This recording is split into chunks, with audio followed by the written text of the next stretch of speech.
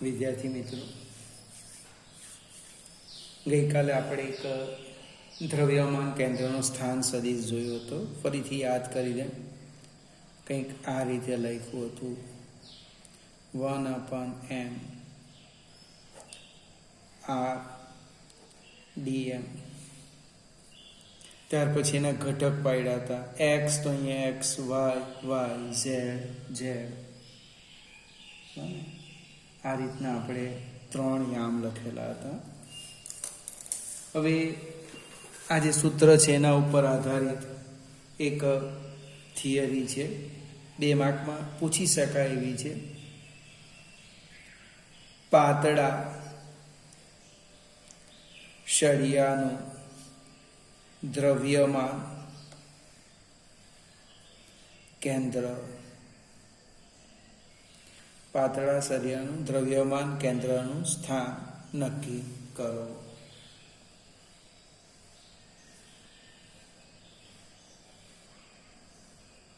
પાતળો એટલે એની જે લંબાઈ છે એની સરખામણીમાં પહોળાઈ, જાડાઈ અથવા ગોળાકાર હોય તો ત્રિજ્યા અવગણી શકાય એટલી નાની છે.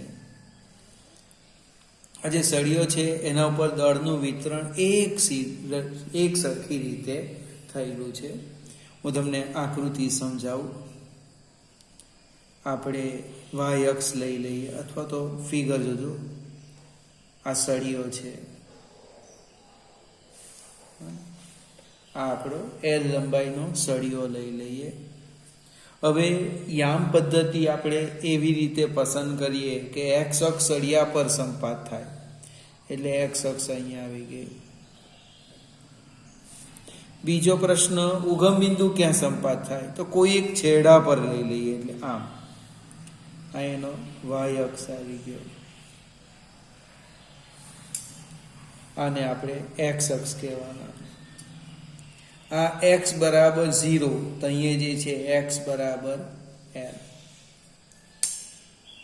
આકૃતિમાં શું દર્શાવેલું છે? તો વર્ણન આપણે જે દેખાય એ લખીએ. એક પાતળો l લંબાઈનો સળિયો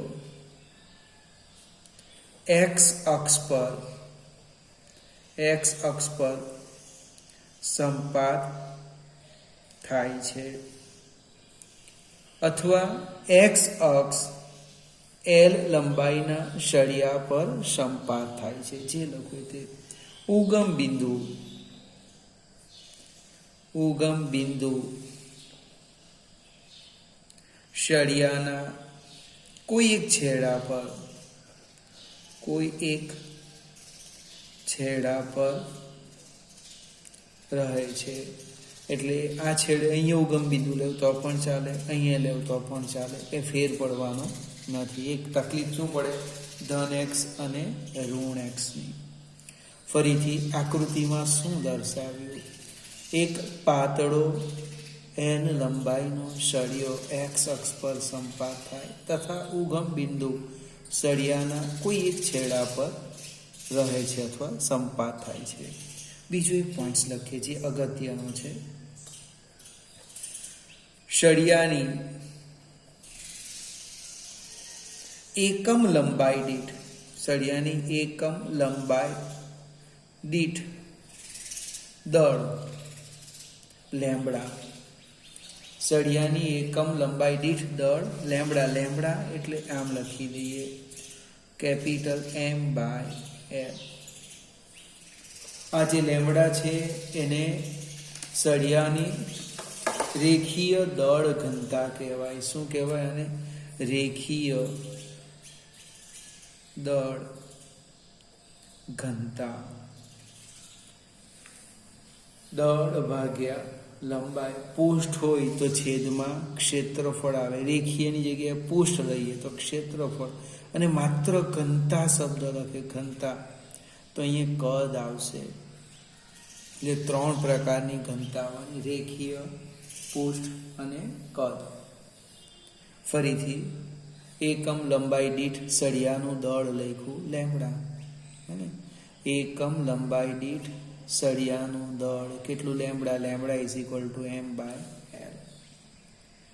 હવે આપણો પ્રશ્ન છે એનું દ્રવ્યમાન કેન્દ્ર શોધવાના. તો આપણે ઉગમ બિંદુ O થી, જો આકૃતિ જોજો, એક સૂક્ષ્મ ખંડ લઈ લઈએ. એક ખંડ લઈ લે dx, ક્યાંથી? ઉગમ બિંદુથી x અંતરે. તો લખીએ આપણે બીજું સ્ટેપ. આકૃતિમાં દર્શાવ્યા પ્રમાણે,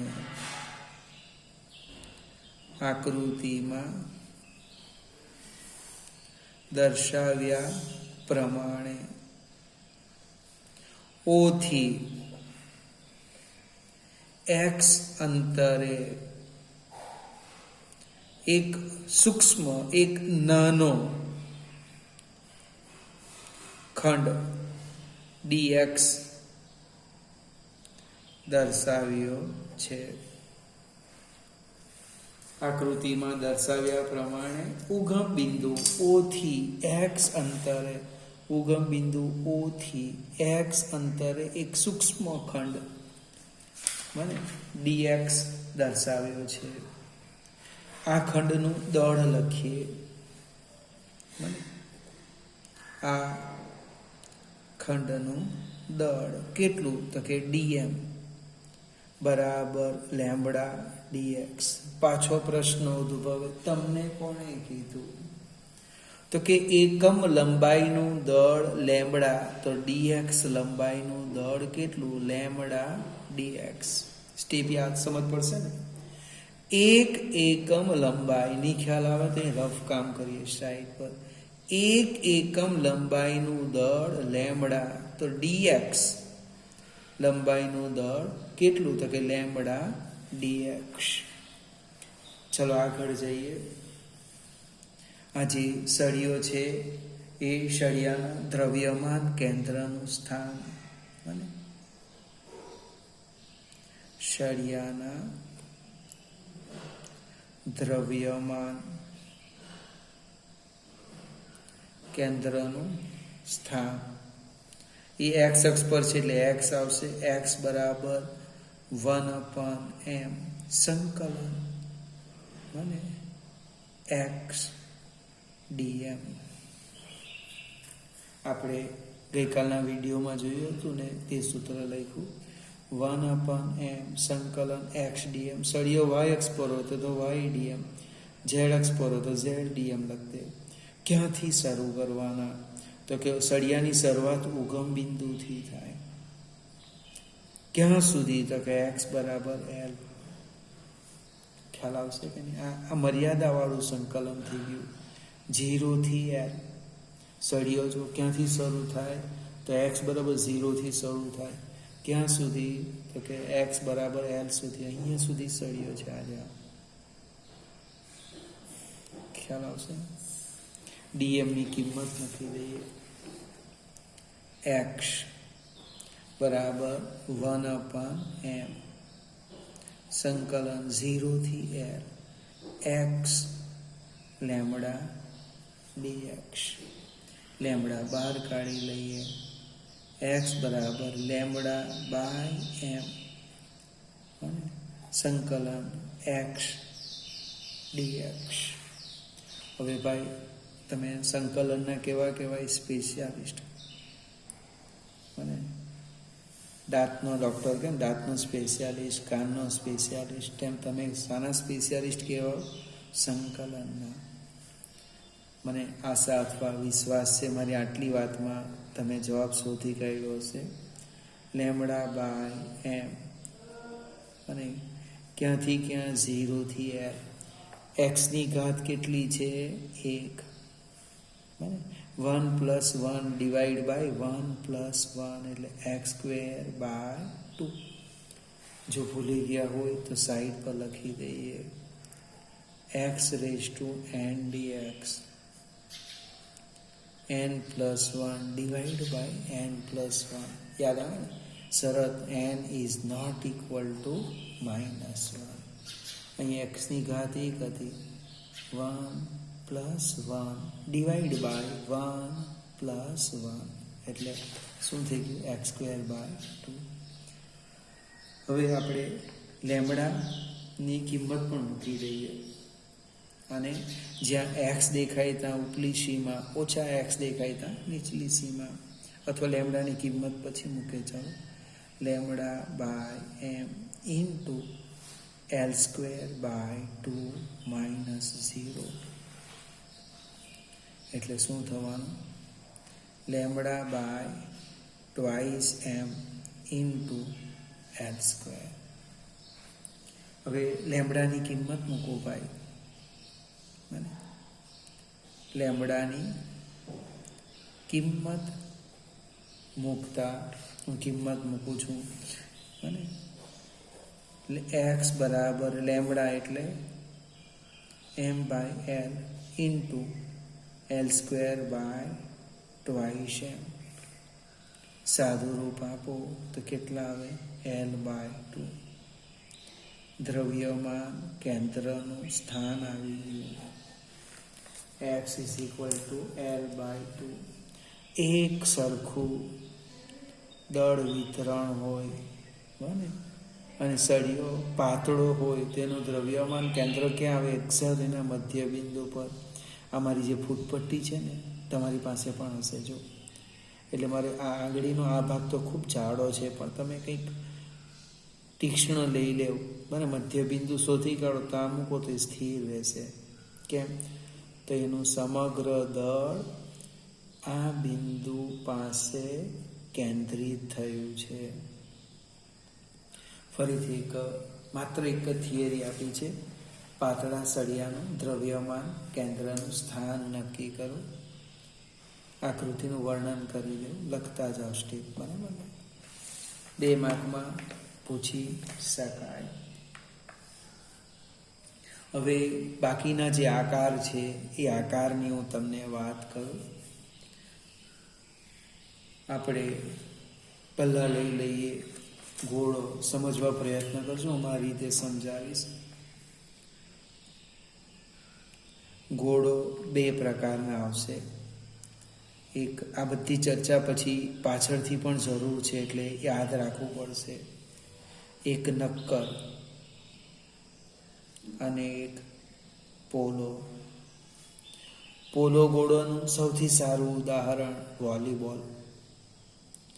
નક્કર ગોળાનું સૌથી સારું ઉદાહરણ પેલો લોખંડનો ગોળો જે તમને પીટીની પરીક્ષામાં અને ગોળા ફેંકમાં આપે ને, એ ગોળો. એ ગોળાને તમે ફાડી નાખો ને તો દ્રવ્ય એક સરખું વિતરણ થયેલું હોય. પોલા ગોળાને, વોલીબોલને તમે કાપો તો અંદર કંઈ નહીં હોય. આ પોલો ગોળો અને નક્કર. હવે બંનેના દ્રવ્યમાન કેન્દ્ર ક્યાં આવેલા? કેન્દ્ર પર.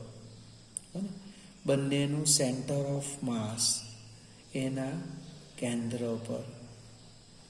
આનું પણ સેન્ટર ઓફ માસ ક્યાં આવે? કેન્દ્ર પર. પણ એક ખૂબ મજાની ચર્ચા છે. ખૂબ મજાની ચર્ચા હું સમજાવું કે આજે દ્રવ્યમાન કેન્દ્ર કઈ કઈ બાબત પર આધાર રાખે. કદાચ મેં પહેલાં વિડીયોમાં કીધું હશે. તો એ દળ વિતરણ, આકાર, બને, એની ઉપર આધાર રાખે. બને, એ દળ વિતરણ કેવી રીતે થયેલું છે અને સેન્ટર ઓફ માસ કઈ બાબત પર આપે? તો એક દળ વિતરણ અને એનો આકાર પર આધાર રાખે. હવે આ નક્કર ગોળો અને પોલો ગોળો, બોલાય તો ગોળો જ, દ્રવ્યમાન કેન્દ્ર પણ ફિક્સ થઈ ગયું. ક્યાં? એના કેન્દ્ર પર.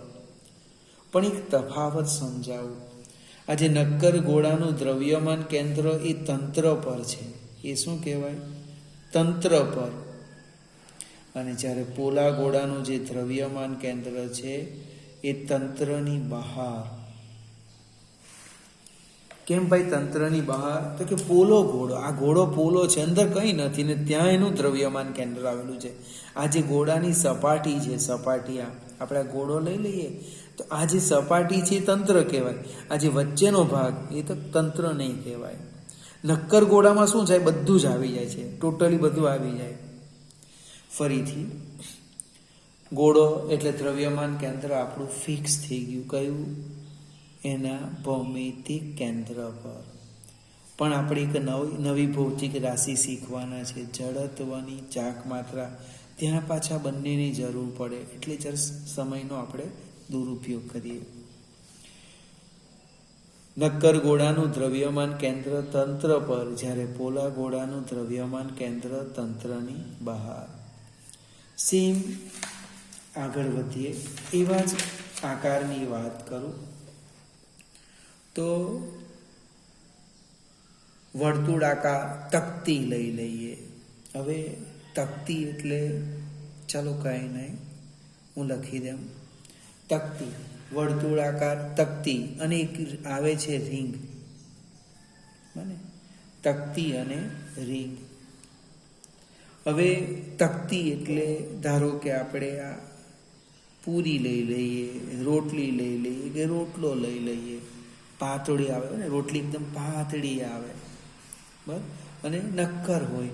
એનું દ્રવ્યમાન કેન્દ્ર એના કેન્દ્ર પર આવે, તકતીના કેન્દ્ર પર. આ જે રિંગ છે એટલે આપણે બંગડી લઈ લઈએ. બંગડી, તમે બંગડીને જો, આખું તંત્ર કહેવાય. તંત્ર વચ્ચેના ભાગમાં કંઈ નથી. એનું દ્રવ્યમાન કેન્દ્ર પણ ક્યાં આવવાનું? એના કેન્દ્ર પર આવવાનું. એટલે એક રિંગ લીધી અને એક તકતી લીધી. બંને ગોળાકાર છે. બંનેના દ્રવ્યમાન કેન્દ્ર એના કેન્દ્ર પર જ છે. એનું સેન્ટર ઓફ માસ ક્યાં આવે? કેન્દ્ર પર. જો સમજવા પ્રયત્ન કરો. ઘોડો લઈએ, નક્કર લઈએ કે પોલો ઘોડો, દ્રવ્યમાન કેન્દ્ર એના કેન્દ્ર પર. અને રિંગ અને તકતી એનું દ્રવ્યમાન કેન્દ્ર પર, એના કેન્દ્ર પર. પણ ફેર શું છે? અહીંયા તંત્ર પર બોલાય. આ જે સેન્ટર ઓફ માસ છે તંત્ર પર છે. તમે અહીંયા આંગળી મૂકો તો તકતી સ્થિર રહેવાની. તમે અહીંયા આંગળી મૂકો તો બંગડી સ્થિર નથી રહેવાની. સીધી આ રીતના મૂકો તો આમ આંગળી મૂકો તો બંગડી નીચે આવી જવાની. ખ્યાલ આવશે કે નહીં? કેમ? તો કે એનું દ્રવ્યમાન કેન્દ્ર તંત્ર પર નથી. સેમ બીજો એક આકાર છે રિંગ અને તકતી. તફાવત આપણે ધીમે ધીમે જોઈશું. નળાકાર. હવે નળાકાર પણ બે પ્રકારના આવે. એક નક્કર આવે અને બીજો નળાકાર આવે, પોલો આવે. આપણે જસ્ટ એક નાની સરખી આકૃતિ પણ દોરીએ, ખ્યાલ આવશે. આ રીતના જસ્ટ કલ્પના કરો. આ નક્કર નળાકાર છે. આ બાજુ એ જ આકૃતિ પાછી દોરી દઈએ. આ પોલો નળાકાર આવે. હવે વિદ્યાર્થી મિત્રો, ઘોડો, રિંગ એની વાત જો કરીએ તો શબ્દ આવે કેન્દ્ર આવે. કેન્દ્ર તમે ત્રિજ્યામાં આપો ને, કેન્દ્રથી અંતર લેવાના. જ્યારે નળાકાર શબ્દ આવે તેના માટે અક્ષ શબ્દ આવે. શું આવે? અક્ષ. તો આ એની અક્ષ આ થવાની, આ એની અક્ષ. આ શું કહેવાય? અક્ષ કહેવાય, અક્ષ. હવે એ જે નળાકાર છે એ નળાકારનું દ્રવ્યમાન કેન્દ્ર એની અક્ષ પર આવવાનું અને એના લંબાઈના મધ્ય બિંદુ પર આવવાનું. એટલે એની જો લંબાઈ આપણે L લઈએ તો સેન્ટર ઓફ માસ અહીંયા આવે, સેન્ટર ઓફ માસ અહીંયા આવે. આ જે અંતર છે એ L/2 થાય. આ અંતર કેટલું થવાનું? L/2. નળાકારનું દ્રવ્યમાન કેન્દ્ર ક્યાં આવવાનું? એની અક્ષ પર આવવાનું, અક્ષ પર, અને અક્ષના મધ્ય બિંદુ પર. પણ એક વસ્તુ યાદ રાખવાની, આજે હું ચર્ચા કરું છું તે દળ વિતરણ એક સરખું છે. એટલે ઘોડો, રિંગ, તકતી એનું કેન્દ્ર પર આવ્યું. નળાકારનું શાના પર આવ્યું? અક્ષ પર આવ્યું. બને અક્ષ પર, અક્ષના મધ્ય બિંદુ પર. બને એટલે લંબાઈ L હોય તો L/2 અંતરે એનું દ્રવ્યમાન કેન્દ્ર આવ્યું. નક્કર શબ્દ આવશે ત્યાં દ્રવ્યમાન કેન્દ્ર સેન્ટર ઓફ તંત્ર પર કહેવાય. બને અને પોલા માટે ક્યાં આવે? તંત્રની બહાર આવવાનું.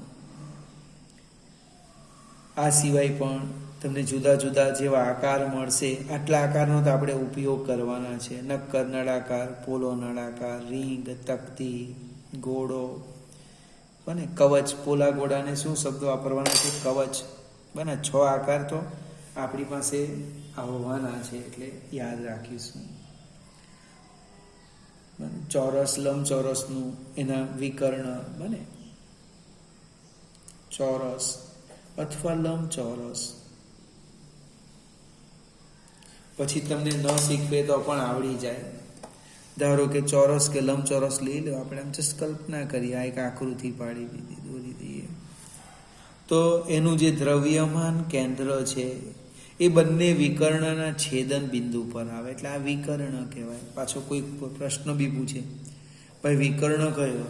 તો કે આ વિકર્ણ, આ સેન્ટર ઓફ માસ. ચોરસ હોય કે લંબચોરસ. ત્રિકોણનું મધ્યગાન છેદન બિંદુ એ લગભગ મને યાદ છે, એ કદાચ આ થિયરીમાં જ મેં શીખાયું હશે. ત્રિકોણનું જે દ્રવ્યમાન કેન્દ્ર છે એ એના મધ્યગાના છેદન બિંદુ પર આવે. આમ જસ્ટ આ રીતના વિચાર કરો, એક સરખા ભાગ કરી દઈએ આમ. જ્યાં મધ્યગાઓ છેદે તે એનું સેન્ટર ઓફ માસ. ચોરસ, લંબચોરસની વાત કરી તેમ સમઘનની પણ વાત કરી શકાય. ચોરસ, લંબચોરસ, સમઘન. સમઘનનું દ્રવ્યમાન કેન્દ્ર ક્યાં આવેલું? તો કે એના વિકર્ણના છેદન બિંદુ પર આવેલું. જેમ જેમ આપણે એક્ઝામ્પલ ગણતા જઈશું તેમ તેમ આપણને એના દ્રવ્યમાન કેન્દ્રની માહિતી મળતી જશે. છતાં પણ જે મેં 6 આકાર પહેલા શીખવ્યા, ઘોડો, તકતી, રીંગ ને નળાકાર, એના દ્રવ્યમાન કેન્દ્ર આપણે યાદ રાખવાના. એટલા માટે એક સામાન્ય ઉદાહરણ તમને આપું, જો ખ્યાલ આવે તો સમજવા પ્રયત્ન કરીએ. કોઈક ગામ હોય, ધારો કે તમે બારડોલીથી વાલોડ આવવાના, બને સપોઝ આ વાલોડ આટલું છે, આટલું. તમે બારડોલીથી ચાલતા ચાલતા આવતા છે, તો રસ્તે એક જગ્યાએ વાંચ્યું કે 5 કિલોમીટર બોર્ડ હતું વાલોડ. એટલે તમારા મગજમાં એક પ્રશ્ન ઉદ્ભવશે કે 5 કિલોમીટર હું આ સપાટીથી લેમ, આ છેડાથી લેમ, ત્રાસુ લેમ, કયું લેમ? એવું નથી ભાઈ. એ જે વાલોડ ગામ છે એનું દ્રવ્યમાન કેન્દ્ર મધ્ય બિંદુ ક્યાં છે ત્યાં નક્કી કરી દે, ત્યાંથી અંતર માપવાનું. પૃથ્વીની બહાર મારી પાસે આ એક પૃથ્વી નક્કર ઘોડો છે, તો વિદ્યાર્થી મિત્રો, આ જે એમ દળનો પદાર્થ છે એનું અંતર ક્યાંથી માપવાના? સપાટીથી નહીં, એના કેન્દ્રથી માપવાના. આ આપણે પૃથ્વી લઈએ તો આ જે એમ દળનો પદાર્થ છે એનું અંતર ક્યાંથી માપવાના? કેન્દ્રથી. કેમ ભાઈ કેન્દ્રથી માપવાના? તો કે આ જે સમગ્ર પૃથ્વી છે એનું દળ ક્યાં કેન્દ્રિત થયેલું છે? એના કેન્દ્ર પર થયેલું છે. એટલે ટપકું વિચારીએ અને ત્યાંથી માપવાના. કહેવાનો અર્થ દ્રવ્યમાન કેન્દ્ર સમજવું ખૂબ અગત્યનું છે. પછી પાછળથી ખ્યાલ નહીં આવે, અહીંથી ભાઈ અંતર માપ્યું, શા માટે માપ્યું? એ તો હશે ચોપડીમાં લખેલું, એવું નહીં મિત્ર. ચલો હવે આપણે સેજ આગળ જઈએ. આજે એક થિયરી મેં તમને સમજાવી, પાતળા સળિયાનું દ્રવ્યમાન કેન્દ્ર અને બીજા આકારોની વાત કરી. હવે દ્રવ્યમાન કેન્દ્રમાં આગળ વધતા પહેલા એક આગલા ચેપ્ટરમાં મેં તમને એક અદિશ ગુણાકાર શીખવેલો, એ જરા સહેજ યાદ કરી લઈએ. અદિશ ગુણાકાર, કારણ કે હવે 2 દિવસ પછી હું નવો ગુણાકાર શીખવવાનો છું, સદિશ ગુણાકાર. અને એટલે આજે અને આના પછીના વિડીયોમાં પણ આનું આપણે રિવિઝન કરીશું. સદિશ એ ડોટ સદિશ બી બરાબર એ બી કોસ થીટા. યાદ આવે છે? બીજું એક સ્ટેપ લખ્યું હતું આઈ ડોટ આઈ બરાબર જે ડોટ જે બરાબર કે ડોટ કે બરાબર 1. બાકીની સ્થિતિમાં લખ્યું હતું આઈ ડોટ જે ડોટ કે બરાબર કે ડોટ આઈ ઇક્વલ ટુ 0.